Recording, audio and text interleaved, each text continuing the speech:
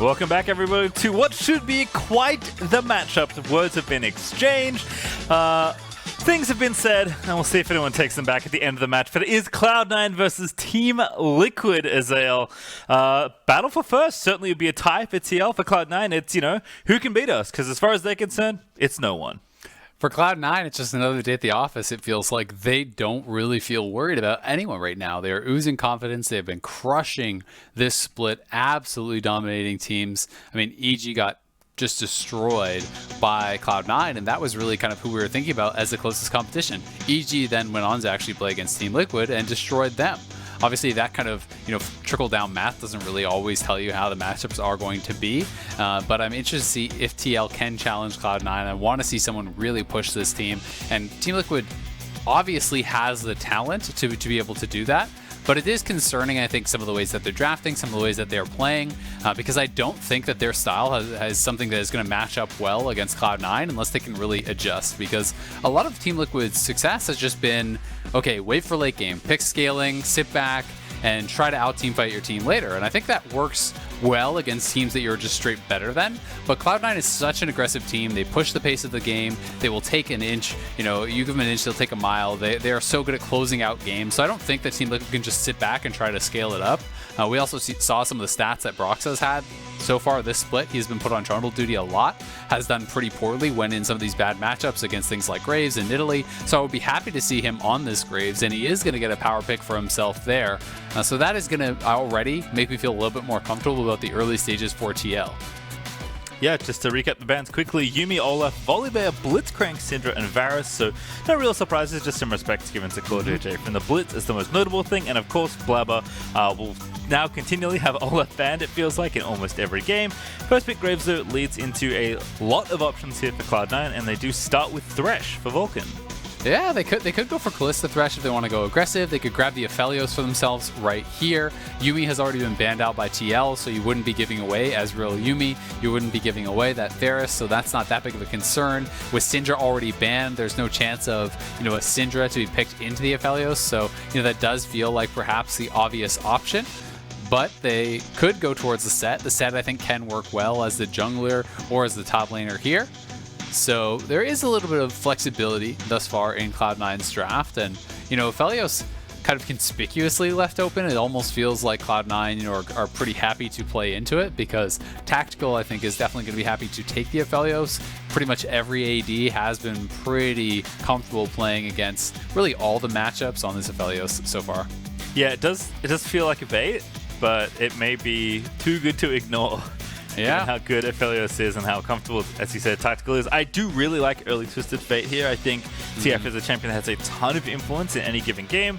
There are some specific counter matchups, I suppose, that Nisqy could play, but with the way Nisqy has really been operating, he doesn't seem like someone that's going to hard counterpick someone like TF and try and slam lane. He's definitely more been there to push his lane and support Blaber, as this would be a very big departure. It isn't Zillion, it will in fact be Aatrox, potentially setting up one of the, at this point, classic top lane matchups, at least in recent seasons, Aatrox versus Sett.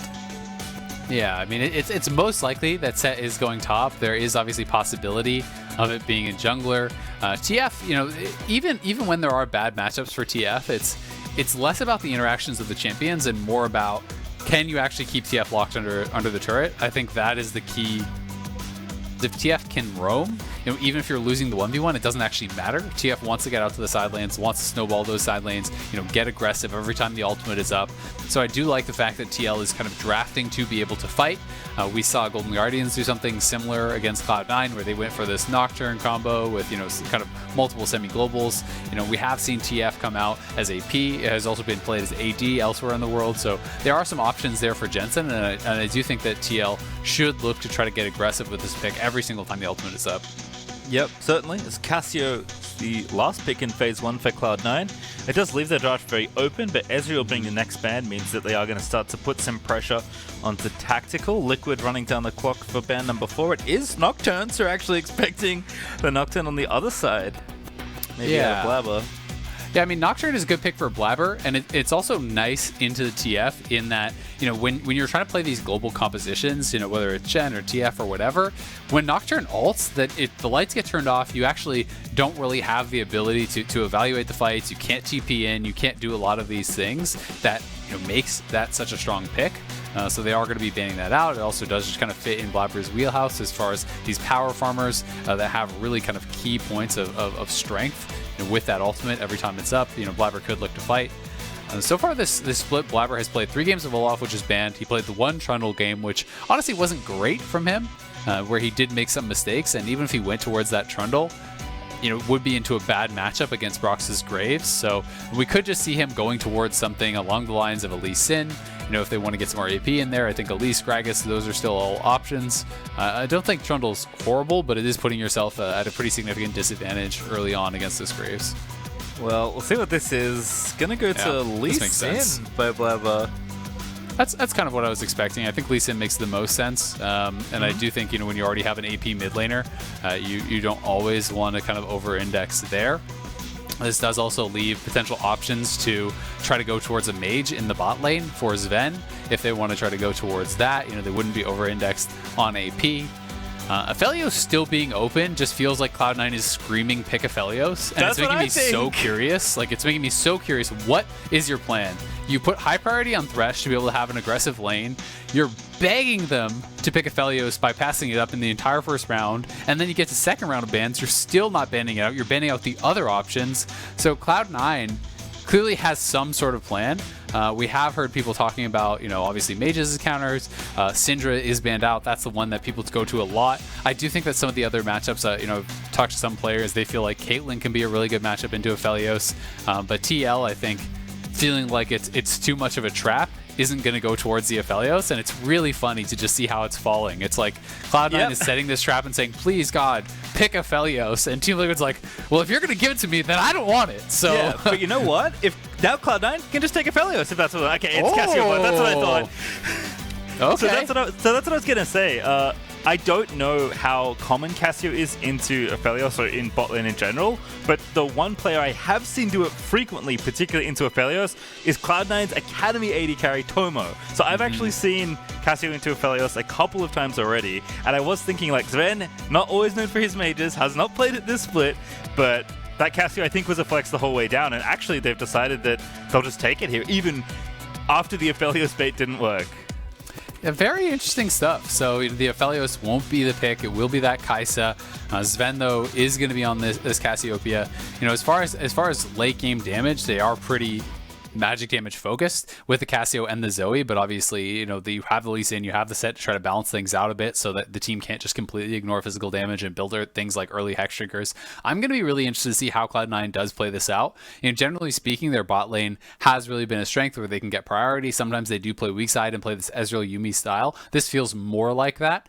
You can have some really powerful all-ins on the Cassio, but Cassio does struggle with mana early on, and you know, it's more of something where you need some items before you can really trade a lot, because while you do have a ton of upfront damage, you know, when you land the Q and you're spamming out those Twin Fangs, you go out of mana very, very quickly. So you've got to manage your mana. I think this is going to be more of a farm lane for them down on that bottom side, and we'll see what they can get done elsewhere, you know, utilizing some of the more early power picks like the Lee Sin, like the Sett, to try to look for those 2v2s.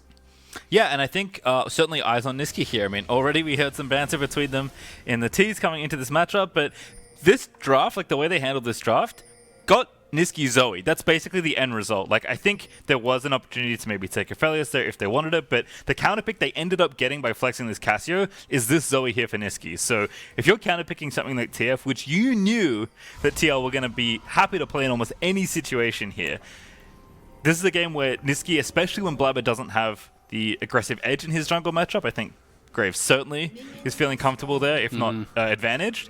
Like, it's not that Nisqy never does anything. He does a lot for this team, but he is often the second one in when Blaber is the first. Now I think this game is a little bit more on Nisqy being proactive for the team on a pick like Zoe, which certainly can open up a game. But I'm very curious to see how this plays out, because this is a very particular draft from Cloud9.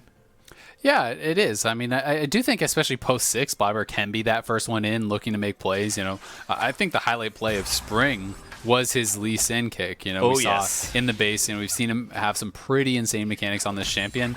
Yes, he has been more reliant on the Olaf so far this split, but it's obviously not that he can't play the other champions. It's more just that he feels like that is the strongest one in this current meta. So I'm going to be interested to see how it does work out, and I kind of have more eyes on this bottom lane. How is Zven going to perform on the mage? How are they going to be able to perform in this 2v2 where you have to be fairly passive early on? Cassio can get pressured, and especially when you're playing against TF, there's always the worry of those plays where you lose control of that bottom lane, where you get set up on, where there's a 4-man dive happening.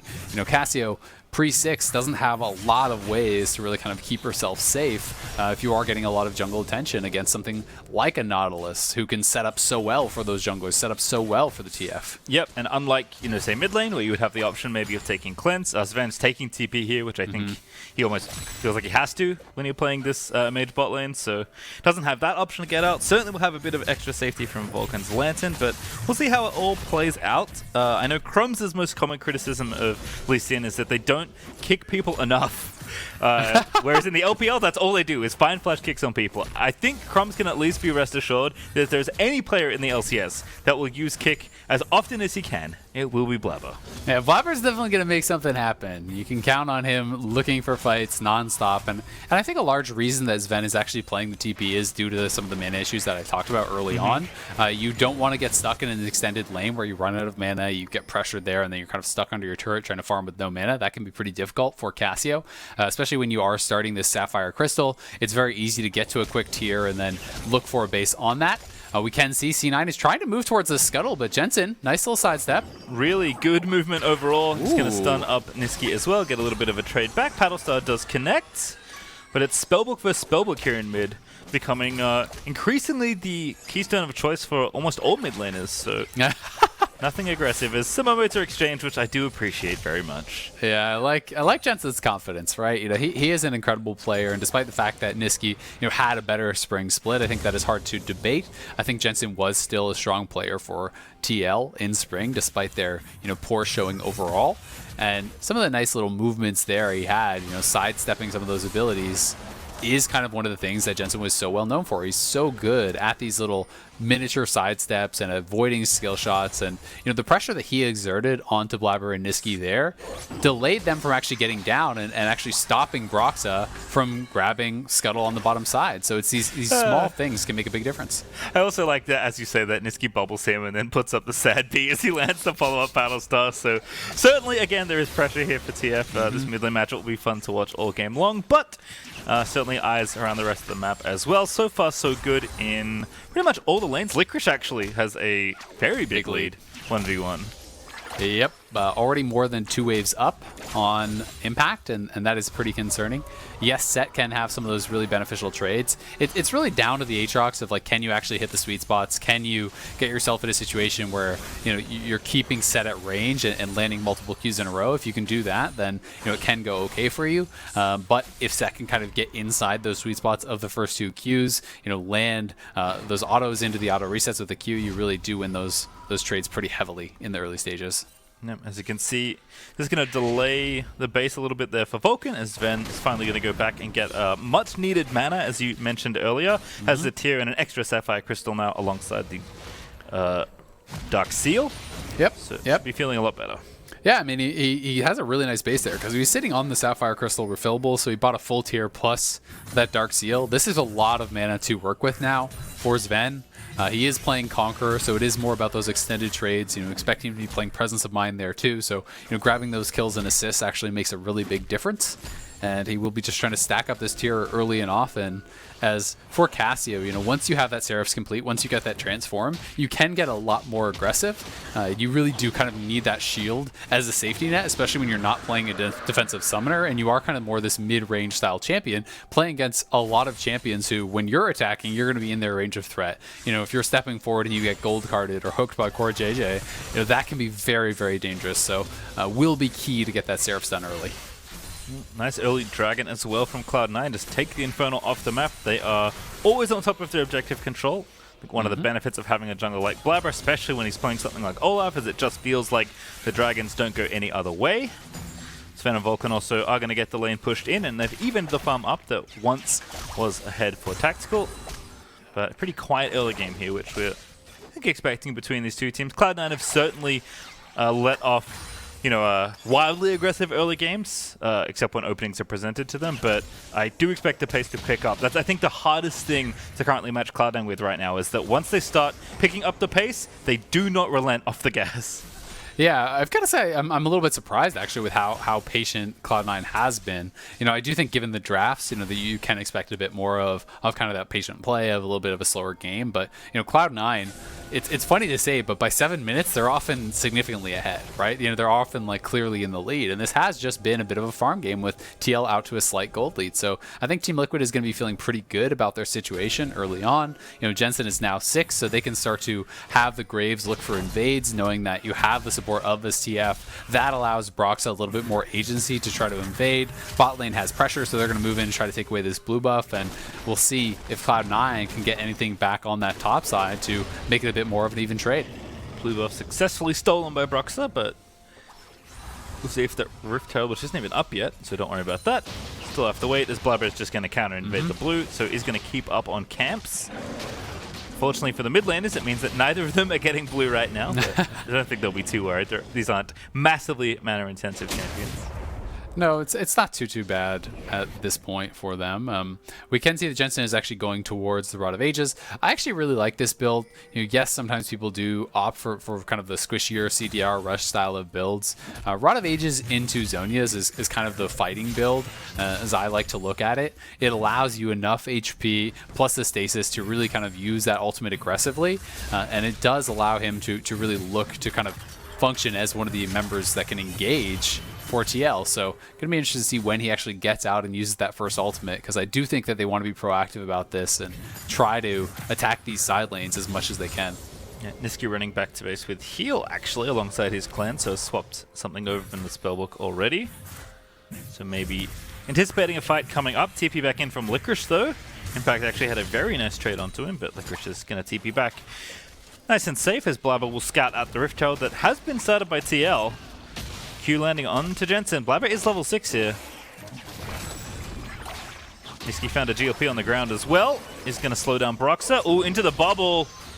Could be a rough time. Ulti to get himself away. Blaber instantly flashes over. Licorice though can't quite combo it. And here comes Impact for Blaber. He finds it. First blood. He will die. The knockup from Impact is going to make sure of it. The flash up for Nisqy's going to get him out, but Licorice can't get out here, and I think they'll just fight instead. The cleanse is going to be popped. They're going to get the ulti in onto Impact, but Nisqy can't actually chase in. Gets the ulti back down. The flash needs to be used, but Impact is actually able to take him down. The Haymaker, really nice as Jensen has controlled this fight wonderfully alongside his top laner, and Licorice is just dead now. TL, they turn it around. Very well fought there by TL. They had the answer with the TF coming up towards the top side, and C9 getting really aggressive. I just don't think that they needed to hard commit onto Broxah there. They had already essentially won the fight around the Rift Herald. The Rift Herald was very low and they pushed Broxah out. So you could actually just take this Rift Herald pretty much for free at this point. Nisqy is able to grab that Hextech GLP. He goes in, lands the slow. When this sleep actually lands, the Rift Herald is yours. Look how low it is. That's like a Q smite, and the Rift Herald is already dead. Instead, they're flashing into the turret, trying to take it down. Blaber takes multiple turret shots, he falls, and C9 are in a potential winning 2v2, but they're in such an awkward spot around this turret that it makes it pretty difficult to fight it out. And Nisqy is having to try to fight through the TF, who is maximizing damage on him to try to get over and finish off Impact. And then Licorice here, knowing he's going to get kited out by the TF, decides to just try to go for that trade kill on Impact, not able to get it, and Team Liquid in a commanding position off of that. They even came back out, grabbed the Rift Herald, so this is going to be a first turret take up on this top side here, and Team Liquid is going to be significantly ahead. You're up at 1,000 gold already, and that's without the extra tower gold that is about to be cashed in as the Herald is dropped. We'll need a couple more hits now, and that is going to be almost enough to get it down. Just half a plate left to try and take away, and more than enough time and damage here for Team Liquid to take the first tower in top lane, collect the maximum amount of plates off of the objective, and all of a sudden that gold lead is up to almost 2,500. Vulcan straight into Impact. He blast cones in. Drake is going to go over Impact, is going to get ultied up by the Thresh. Into the box he gets hooked. Here comes Nisqy as well. Impact maybe will think twice about looking for this challenge here, as Blaber's just going to kick him. Q lands in, and that's an easy shutdown for Blaber. A little bit silly there from Impact. You already got the turret on the top side for free. Why are you checking by yourself in that position? I think Impact kind of really just losing track of his position in this game at that point and gives over a free shutdown. So Cloud9 going to be able to grab a little bit of gold. Licorice trying to defend this turret as well. Flash hook not landing, but that's a nice ult from Licorice. Gonna put CoreJJ back into the tower and force the heal out of Tactical as well. And Licorice gives him the thumbs up as Nisqy's dabbing away to safety. Jensen getting the chase on, but the Dragon finally gonna fall over to Cloud9 as they do pick up a 2-0 lead on that objective. That is very good for them, and they do have good scaling, but I tend to favor the composition, I think, that TL has later on in the game. It's going to really come down to how well Zven can perform. He's kind of the main source of scaling, and in general, it's easier, I think, in these compositions to itemize effectively against some of the magic damage that's coming out of Cloud9 than it is to itemize against some of the damage coming out on the other side from TL, right? When you have Zoe, it's easy to go into things like QSS or a Hex Drinker and be very effective against both Zven and Nisqy. I don't think there's the same easy options for all of the players over on Cloud9. So they are going to have to play it out well. TL having a fantastic early game. This is really the most that I think Cloud9 has been challenged. We saw FlyQuest was able to win some fights early against Cloud9, but they were never really able to secure the gold lead. The one thing that TL does have to really worry about, though, is those stacking dragons. They want to try to put an end to it. It is going to be an Ocean Soul, which is, oftentimes just straight up GG if you give that up. So TL is going to have to choose their moment. Whether it's going to be at 3 dragons or 4 is up to them. But, if you give the 3rd dragon over for free to Cloud9, then you're depending on Blaber just not even stealing one or a pick, not meaning you give it up at any point in the game. So I do want to see TL try to challenge at this next dragon. Yeah, and even though the gold lead has diminished a little bit, it's only 1,000 gold up now for Team Liquid. Stakes are very high in this game. Not just tying for first for Team Liquid, but whoever is the first team to take down Cloud9, gets some sort of ceremony. This team has looked unbeatable, even this early on to the Summer Split after having such a strong spring. So I think if nothing else, you just want to be the first. Well, and especially when TL hasn't been getting that much credit for their 3-1 start, right? A lot of people on the analyst desk saying that they were more in the pretender category. I think it was only Alorum thinking that they were maybe a real contender because they haven't had the strongest performances against good teams, right? They got trashed by EG. They did beat TSM, who hasn't looked that good. There has been some questions about the strength of opponents in their victories, but this silences really all critics. If you can actually take down C9 as TL, you are very clearly a contender. You're going to be tied with them for first place. You're going to have beaten the clear #1 team in the league. So TL really want this win. Jensen's ready, level 2. Nisqy's also here as well, though. CoreJJ with a very nice stopwatch, but the timing not quite there for Nisqy. It was close. Gold card. It's going to hit the Zoe, but that's an easy barrier picked up there as Nisqy even pokes Impact back a little more. This gives Licorice free time on the top lane to push the wave back out, and C9 will stay to take this tower and equalize the gold lead thereabouts. Yep, going to be able to tie that up, and it's also very important that they actually got the ultimate out of Jensen.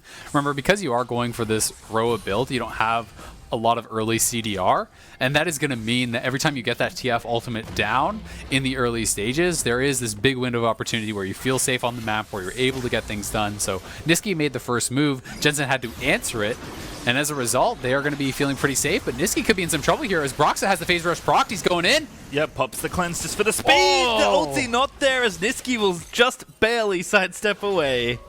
No, I'm surprised he didn't drop an emote there. That would have been the perfect timing, for a penguin dab, perhaps. He does use that one a lot, especially in lane. Nisqy certainly on top of his mechanics, both in general gameplay and, more importantly, in emoting. Licorice is going to spot a ward and slap it down.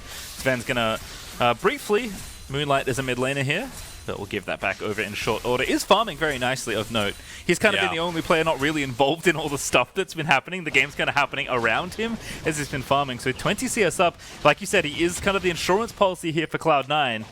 So it does need to make sure he's retaining a very high farm rate.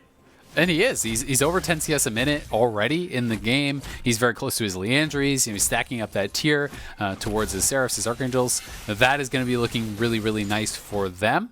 And you can also see that Blaber is actually going the lethality route, so we'll be building towards very likely a Edge of Night.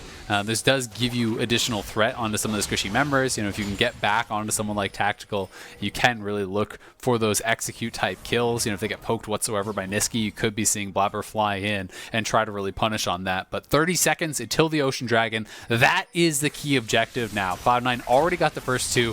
TL really has to put a stop to it. And that is why Cloud9 is already trying to set up early. But TL is trying to preempt this, try to bring Cloud9 up towards this top side with this Rift Herald take. Well, don't really have much vision, but now they'll move into the area. Licorice going to have to TP, but is going to be spotted there to the left of the screen.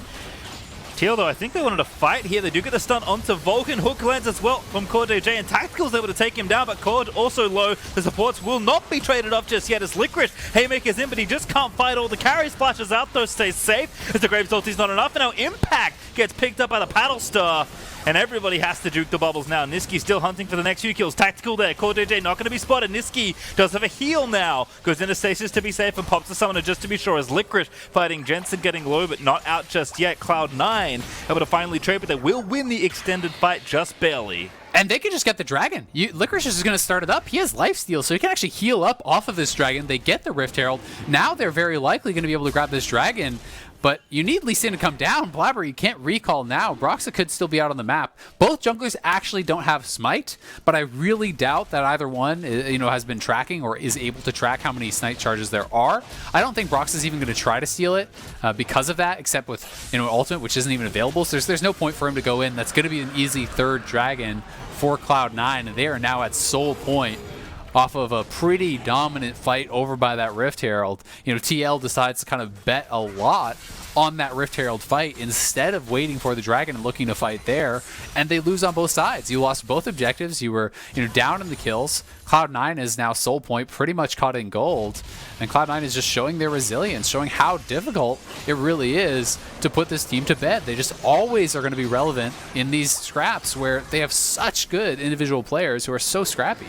Ooh, Core, that looks very dangerous. Takes the blast gun out to safety and will be okay, covering Jensen, who was splitting bot lane at least temporarily. I don't know what the number is, by the way, but even after just 5 games, including this one, Cloud9's Dragon Soul time take is probably some ridiculous number. Like, I'm trying to remember a Cloud9 game this split where they didn't have all 3 Drakes before 20 minutes. Yeah, that's how dominant it's pretty they've been. rare.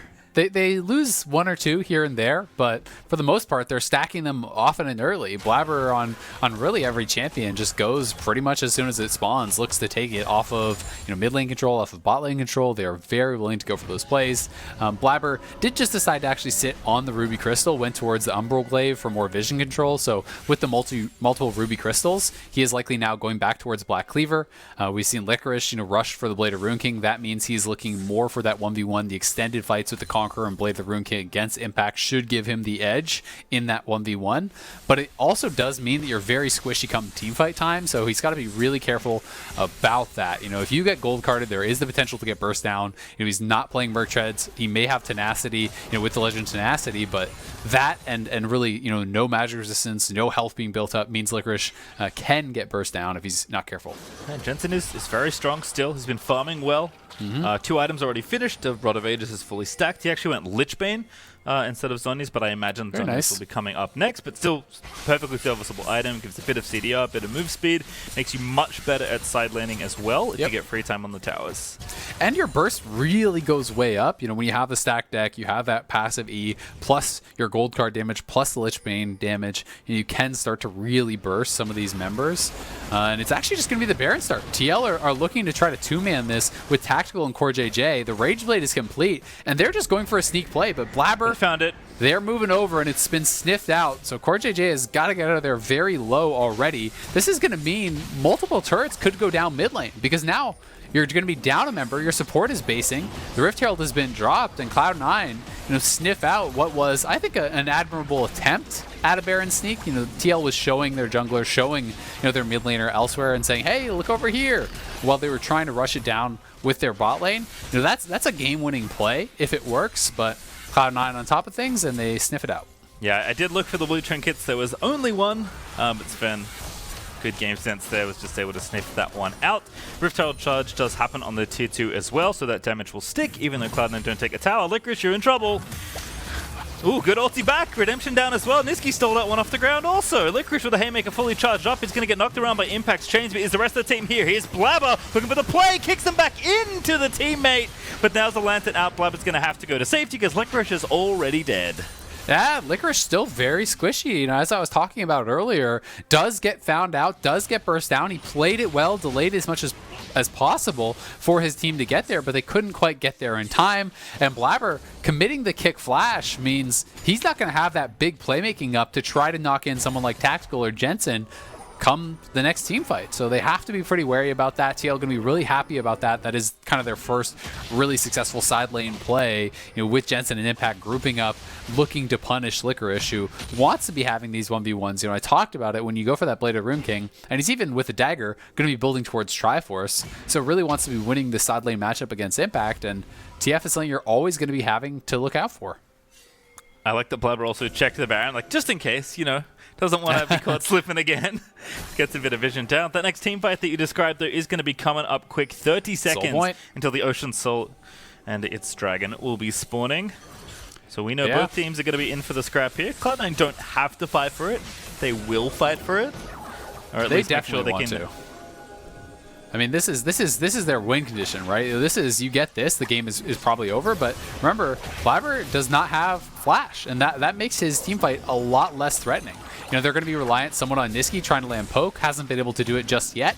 And now if you try to funnel in here, it could be pretty awkward. So Cloud9 doesn't have great positioning at this point. Need more vision. Hook not going to connect. CoreJJ eats a little bit of damage, but not too much. He's relatively tanky. Vulcan flash plays into Impact. Miasma down onto Broxah. So they are maybe going to try and chase the jungler here, but flash committed there for Vulcan. They don't get a kill. Vulcan's out of summoners and an ulti now. Nisqy's like zoning the rest of the carries. They're going to try and go on onto Impact. The hook's going to miss there from Vulcan despite Blaber getting on top of the top laner, but he just takes him out.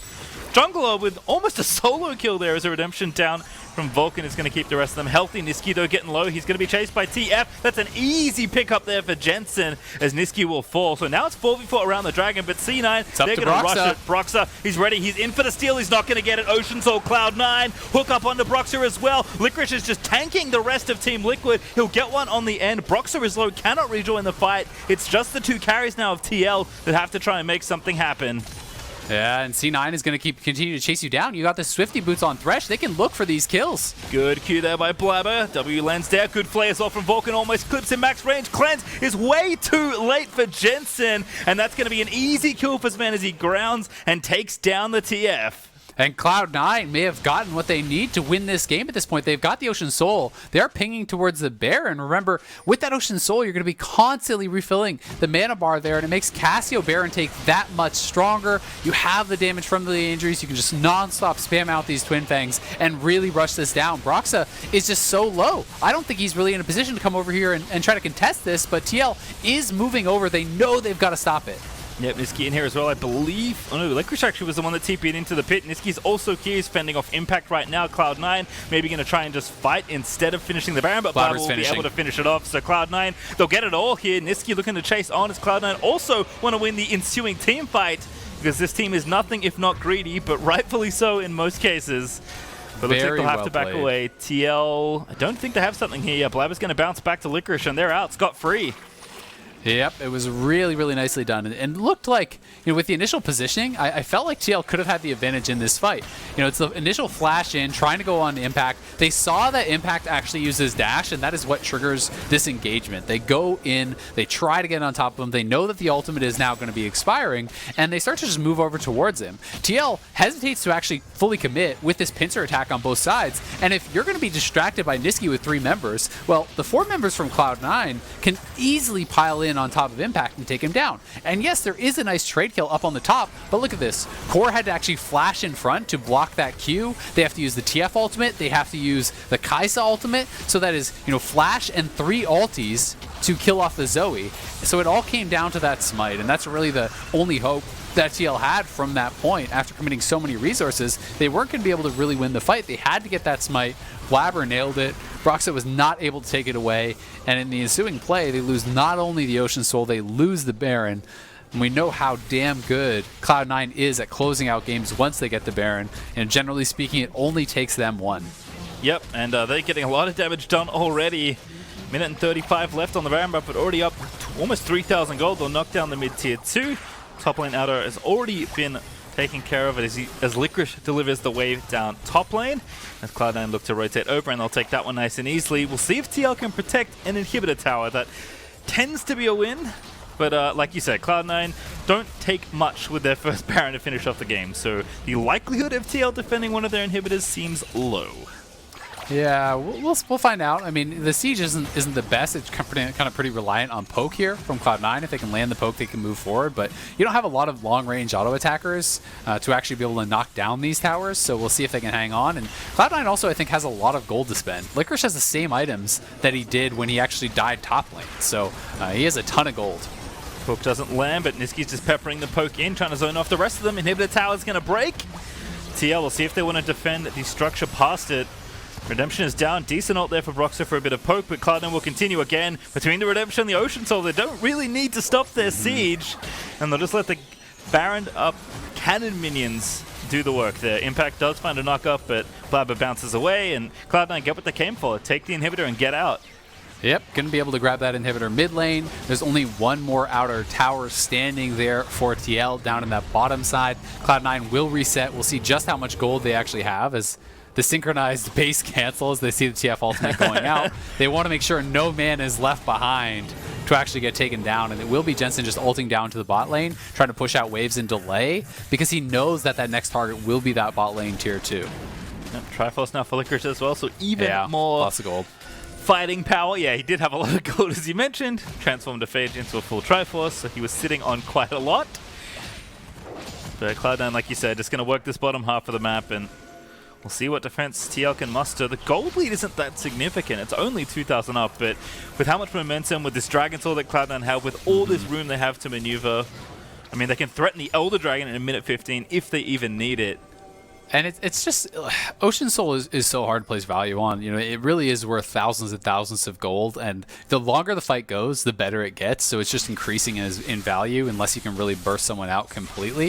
You know, if you have an extended fight, poke is just completely meaningless, and that really changes how you have to team fight. You know, no longer can you just be throwing out wild cards and Kaisa W's and trying to poke someone down. You know, using the Graves ultimate for poke is pretty worthless. You know, all these things do kind of change how you've got to actually play out the team fight, and you're never going to run them out of mana, so the poke is never going to kind of stop from Zoe, and it does make it, you know, very beneficial for Cloud9 to just look for trades. You know, they can go forward, trade, even if you trade, you know, 40% of your health for 20% of theirs, it's beneficial because you can just heal that right back up with Ocean Soul. Ooh, Blaber may be caught here. Good amount of burst, but he's going to hop back towards Vulcan. Redemption down again, though. He's going to save the jungler. Ulti not enough from the Graves, and now the poke's going to rattle in. Zven is looking to try and ulti someone down. He already popped flash and ulti, but Impact, can he find something here? He's going to go Drowsy. That's not the way to start. Hook is going to land. Poke's going to ride in, and that's going to be a pickup at Licorice. He's just going to go for the dunk onto CoreJJ. He goes decent haymaker there to get some damage down, but he will fall in the back half of that fight. But the poke,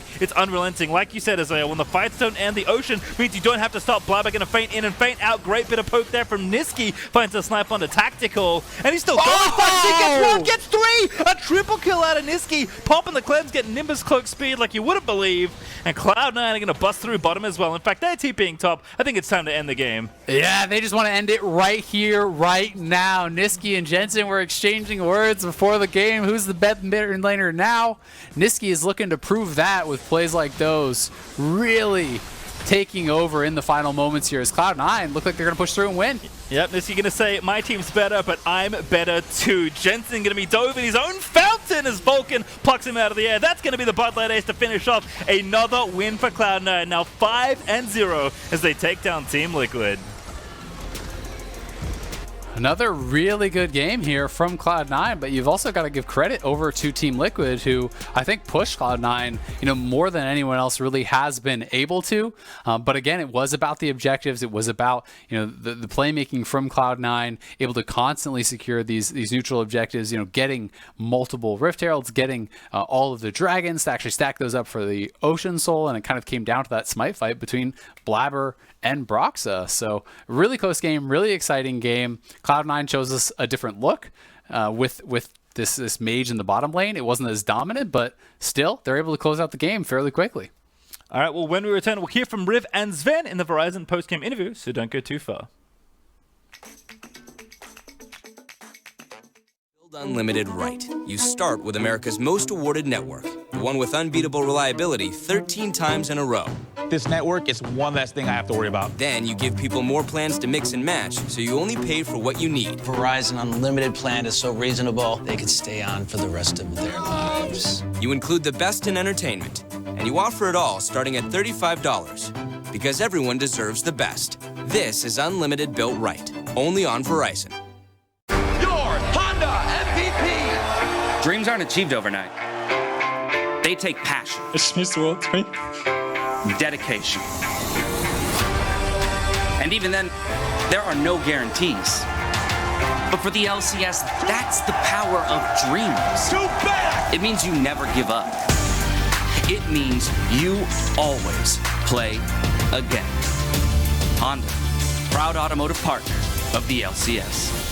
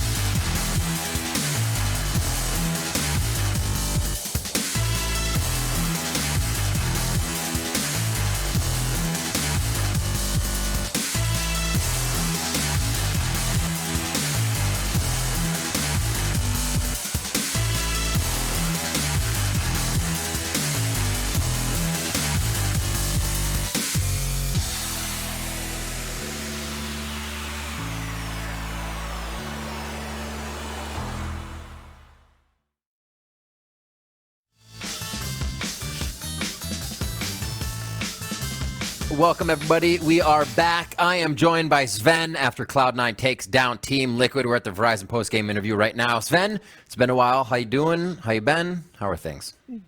Doing pretty good. We just beat the team that I thought had the highest chance of beating us, so I feel super good right now. Even though I didn't do all that much, it's a good game. Some mistakes, but yeah. We actually just chatted about scrims a little bit. Can we just go back over that? TL was kind of giving you guys a bit of trouble, but you still felt confident. It was the word. So despite having a positive record against everyone in scrims, TL is the only team that's ever beaten us in a scrim set. So 3 games out of 5 in one day, right? So I had a little bit of not fear, but also a little nervous going into the match. Sweat on the brow. Yeah, they could be the team to beat us if anyone was going to beat us in the first round. I thought maybe TL or EG or something like that, but them losing to EG made me more confident. But yeah, I feel good about today's game. That'll happen. So, just initial reactions then to how the team played today overall.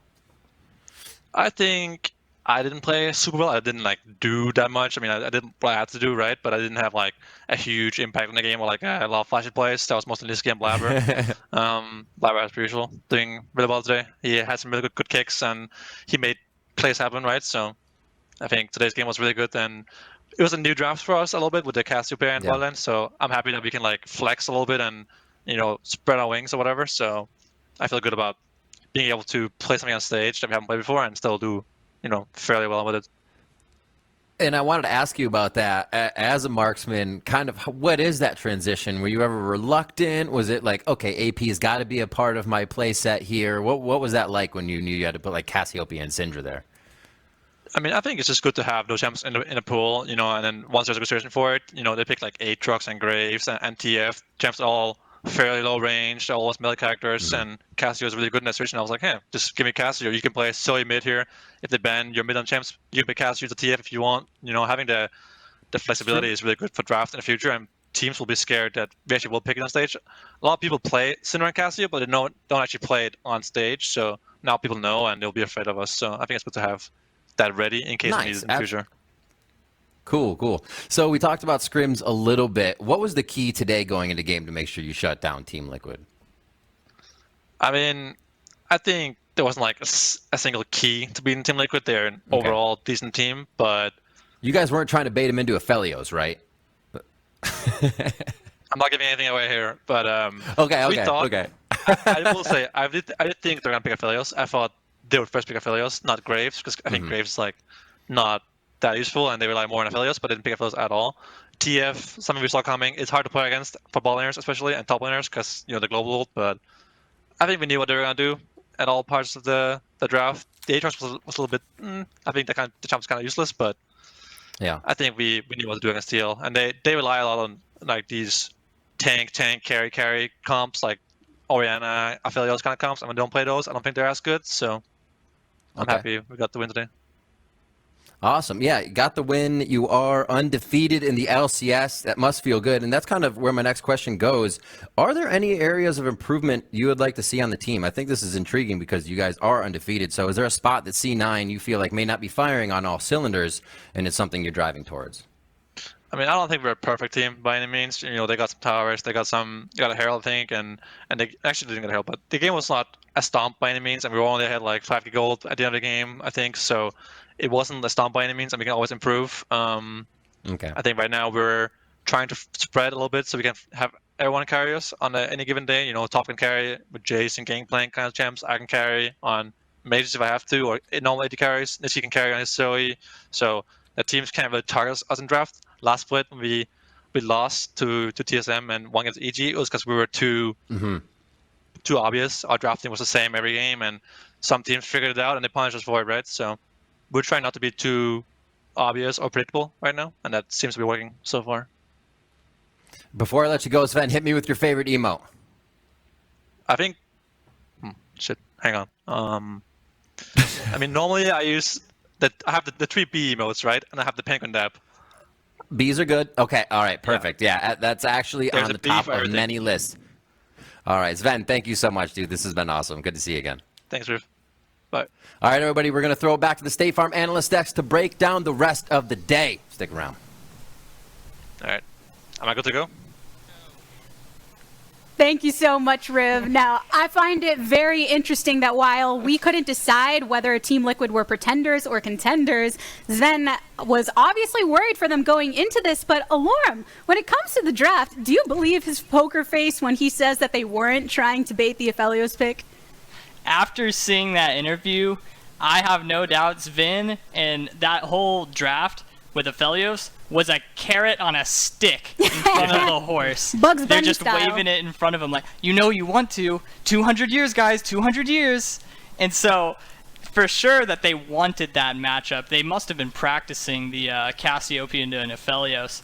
And TL went with the Kaisa, which I'm assuming they were planning on more of a backline dive kind of comp, because Aphelios usually wants to play front to back when he gets onto those 2-3 item power spikes, while Kaisa with the Twisted Fate can ult onto a gold card on whatever carry they stun in the back. Yeah, and interestingly enough, there were other strengths to the side of Team Liquid. Probably, I know that you had made a note when we were talking individually about some of the strong picks that came forward first from the Coach Jet side. Yeah, it's a big brain Jet. He got a good jungle matchup, so I was really happy about that. They banned Olaf, which I'm not going to ever play against Blaber's Olaf. And then they took, nice solo lanes instantly, TF and Aatrox. So Aatrox is not the most hard engaged champion, but TF does a good job, especially when C9 plays around top side so much. If you play against a TF and you're thinking about diving top, it's going to be really scary. So I do like the way they went with this. Now, the thing about this matchup is obviously we're going to get to some of the strengths that C9 had, as they always do, but it's worth mentioning what Team Liquid was able to accomplish, since it's not just the victory that counts, it's the efforts towards achieving that victory, and this early play had a big moment in displaying that. Yeah, this was a huge beginning to the game for TL. The C9 got a little bit too aggressive. Some nice gold card timings by Jensen, stopped the inset kick, and then they had to dive the turret a little bit too far. The re-engage was optional. They definitely did not need to go back in here, but this is C9's MO, is that they want to keep taking these fights. Yeah, these are the things where you'll see C9 lose a fight, and you're like, ooh, if this was against any other team, they probably wouldn't be able to come back. But C9, despite losing these kind of fights, actually more frequently than I believed before, and still being able to come back is a kind of a mark of a pretty powerful team.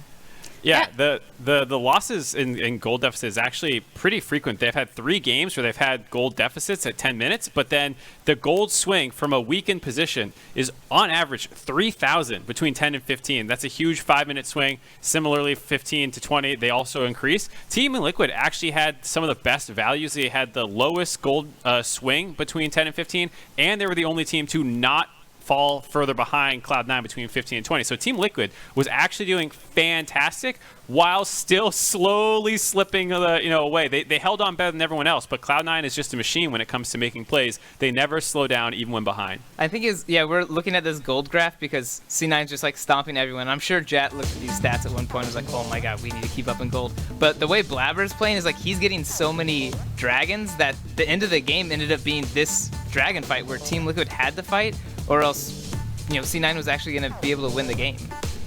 Yeah, I was going to say the same thing, that Cloud9 with their great dragon control the entire game just kind of chokes TL into making a play that they might not want to play or not want to do, and it results in this kind of area where Impact just gets caught out, and now it's a 4v5. What do? You just have to desperately fight for this ocean drag and the soul.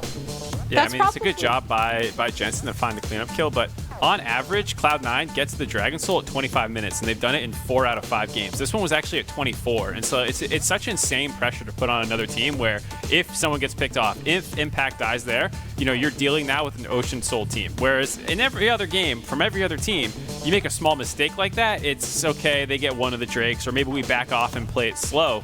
C9 will take that advantage and run with it. As you see here, they continue to chase down, eventually turn it into a Baron as well. Give them an inch, they take a mile. Yeah. This is actually a time where Team Liquid was ahead in gold, and C9 willingly took this soul fight, even though Team Liquid had no souls or had no dragons, so they could actually give it up to try to farm up more. They're like, no, they're split right now, we're gonna go fight. And that's the kind of thing that it's really hard to tell when a good team is doing it, because it seems so obvious, oh yeah, TL's split right here, of course they should fight. But a lot of teams are in this position where it's really hard to get a fight, but the enemy team is split, so you need a hard force on one side, and that's what Blaber did, and it found him the fight and the win. Well, and that's the craziest thing about looking at this. You look at the gold differentials, but then there have been many times where even if Cloud9 is behind, you look at the Drake count, and they're completely keeping it up there with the objective play. So is that just the fact that they are on a whole nother level with their communication and overall team synergy as compared to maybe an individual? Because we know Blaber's obviously doing a lot in the jungle, but it's an overall decision-making that keeps working for them. I think Prawl did a good job pointing out how they got their first Drake this game, where they were able to get better recall timings with the enemy team, while also you had an invade going on the top side for Broxah's Graves, and they took the first one. And this is something that they seem very conscious of, is all these little windows that they can use to get the dragon and start that snowball as early as they possibly can. There's a lot of times that they just have a super farmed Olaf and they can just do it whenever they want. But even in this game where you have the slower paced jungler, they still found the windows to make it work. And nonetheless, with that result, Cloud9 are still resoundingly at the top of the standings. So Team Liquid, biggest shift that we're going to be seeing as far as how these teams shake out. Because for the time being, they are at the low bottom. They have put themselves into that number 4 spot. But, I mean, Cloud9 still 5-0 right there at the top. We will, of course, have more matches coming on throughout the weekend to see a continuous shift between some of the tiebreakers that ensue through Cloud9 and 100 Thieves facing off against one another at the start of tomorrow, with TSM and Evil Geniuses to follow. So with all of this on your screen, Alorum, I know perhaps you're looking at Immortals most with your home org, but are there any other matches in particular, or maybe that one, some reasoning as to why you might be looking forward to it most? Well, I will tell you from the bottom of my heart, tomorrow will be a day for Immortals to rise up again. Yeah. I can't wait to see it. That's all I have to say. Yeah, let's see it. Yeah, call me the doubter. I'll be there. I'll give you the applause when you do. But right now, I'm really nervous for Immortals. Golden Guardians, I think, is a lot better than their record shows, and it should be a tough match still. Yeah, and of course we do have Bjergsen and TSM trying to take their hand at besting Jizuke and Evil Geniuses, but all of you at home will have plenty to look forward to for our broadcast to come. But before we end up signing off here for Friday Night League, I do have one more announcement to make, as the Sushi Dragon is still around. He's doing his own thing, and now it's going to be on his own channel. So if you're a fan of the digital dancing, the fantastical effects that he's brought to the table, and everything in between, make sure that you follow him over on the post show at twitch.tv/thesushidragon. But with that, that's going to do it for us here on Friday Night League. Thank you so much, Alorum, for joining us here on the desk. It's been such a pleasure having our special guest. But on behalf of the entire remote broadcast crew, my fellow casters, and myself, thank you so much for tuning in, everyone. And until next time, good morning.